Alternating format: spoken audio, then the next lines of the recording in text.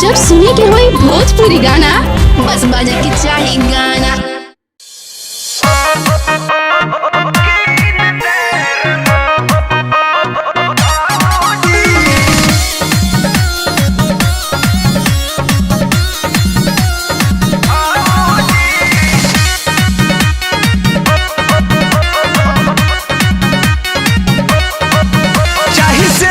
सिंगार सभे कद तैयार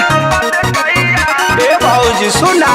चाही सेज के सिंगार सभे कद तैयार हम जाइब ससुरार होई दूध बरियार होवे भतारे मोरा फौजी ओ जा खाती मौजा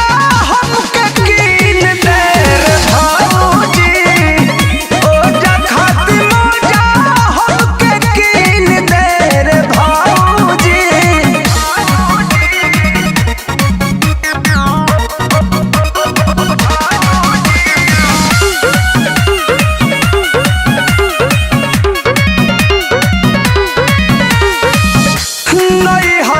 जैसे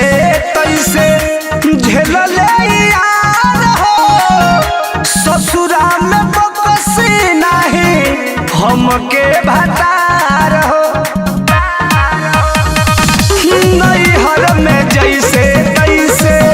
झेल ले यार हो ससुरा में बकसी नहीं हमके भतार हो नहीं चली हमार मन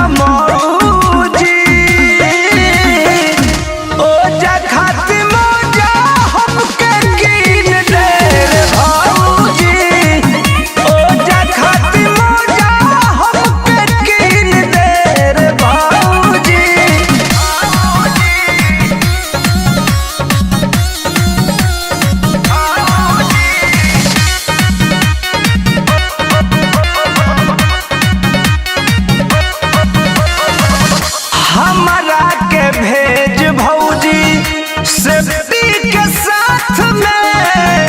कृष्णा बेदर्दी प्रमोद अति करी है रात में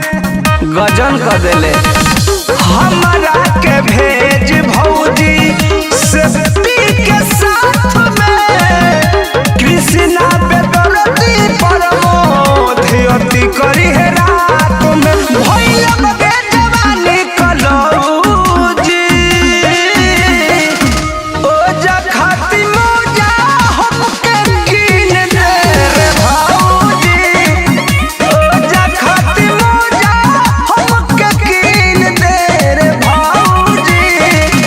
किंदा किंदा होवे भतारे मोरा फौजी।